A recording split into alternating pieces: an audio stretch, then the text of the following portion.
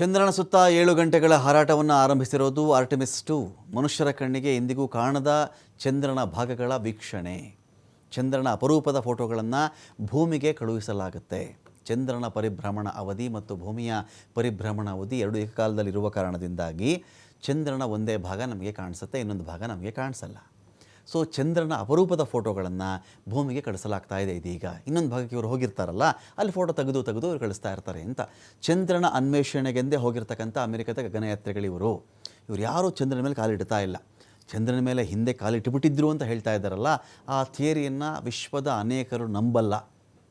ಕಾಲಿಟ್ಟುಬಿಟ್ಟಿದ್ರು, 4 ಜನ ಇಳಿದಿದ್ರು, ಅದೊಂದು ನೌಕೆ ಕಳಿಸ್ಬಿಟ್ಟಿದ್ರು. ರಷ್ಯಾ ಅಮೆರಿಕ ಶೀತಲ ಸಮರ ನಡೀತಾ ಇತ್ತು. ಅವಾಗ ಅಮೆರಿಕ ಈ ಸಮರದಲ್ಲಿ ಗೆದ್ದುಬಿಟ್ಟಿದ್ರು. ಮನುಕುಲದ ಮಹಾನ್ ಜಿಗಿತ ಅಂತ ವ್ಯಾಖ್ಯಾನಿಸಲಾಗಿತ್ತು ಅವತ್ತಿಗೆ.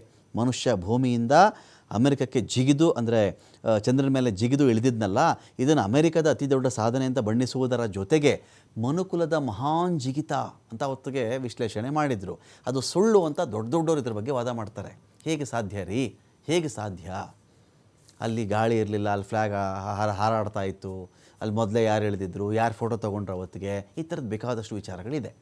ನೋಡಿ, ಒಂದು ವೇಳೆ 50 ವರ್ಷಗಳ ಹಿಂದೆನೇ ಮಾತಾಡ್ತಾರಲ್ಲ, ಅದೇ ನಿಜವಾಗಿದ್ದಿದ್ರೆ ಇನ್ನೊಮ್ಮೆ ಅಲ್ಲಿ ಕಾಲಿಡಲಿಕ್ಕೆ, ಚಂದ್ರನ ಮೇಲೆ ಕಾಲಿಡಲಿಕ್ಕೆ ಇಷ್ಟು ವರ್ಷ ಬೇಕಾಗಿತ್ತಾ ಇಂಥ ತಂತ್ರಜ್ಞಾನದ ನಡುವೆ ಅಂತ ಇನ್ನೊಂದು ಪ್ರಶ್ನೆ ಸಹಜವಾಗಿ ಬರ್ತಾ ಇದೆ. ಅದು ಈಗೇನು ಮಾಡಿದ್ದಾರೆ ಅಂದರೆ, ಚಂದ್ರನಿಗೆ ಬಹಳ ಹತ್ತಿರದಲ್ಲಿ ಹೋಗಿ ಚಂದ್ರನ ಸುತ್ತಲೂ ಒಂದು ಗಿರಿಕಿ ತಿರುಗಿ ಅಲ್ಲಿಂದ ತಿರುಗಿ ಬಂದು ವಾಪಸ್ ಭೂಮಿಗೆ ಬರೋದು ಅಂತ ಪ್ಲ್ಯಾನ್ ಇದೆಯಲ್ಲ ಇಲ್ಲಿ. ಸೊ ಬಾಹ್ಯಾಕಾಶದಲ್ಲಿ ಗಗನಯಾತ್ರಿಗಳು ಶಿಫ್ಟಲ್ಲಿ ಕೆಲಸ ಮಾಡ್ತಾ ಇದ್ದಾರೆ.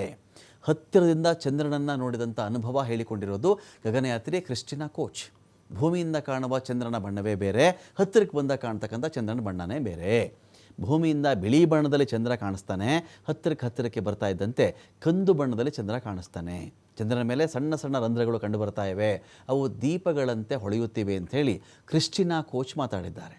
ಏಪ್ರಿಲ್ 10ನೇ ತಾರೀಕು ಸ್ಯಾಂಡಿಯಾಗೋ ಕರಾವಳಿಗೆ ಈ ನೌಕೆ ಬಂದು ಇಳಿಯುತ್ತೆ. ನೌಕೆಯಲ್ಲಿ 3 ಅಮೆರಿಕನ್ನರು, ಒಬ್ಬ ಕೆನಡಾದ ಗಗನಯಾನಿ ಇದ್ದಾರೆ. ಅವರು ಬಂದು ಅಲ್ಲಿಗೆ ಆ ಒಂದು ಸ್ಯಾಂಡಿಯಾಗೋ ಕರಾವಳಿ ಪ್ರದೇಶಕ್ಕೆ ಬಂದು ಆ ಒಂದು ನೌಕೆ ಅಲ್ಲಿ ಅಪ್ಪಳಿಸುತ್ತೆ. ಆ ಸಂದರ್ಭದಲ್ಲಿ ಅಂದರೆ ಅವರು ಇಷ್ಟು ದಿನಗಳ ಕಾಲ ಏನು ನೋಡ್ಕೊಂಡು ಬಂದರು ಅಂಥೇಳಿ ಅದರ ಬಗ್ಗೆ ಅಧ್ಯಯನಗಳಾಗ್ತವೆ. ಆಮೇಲೆ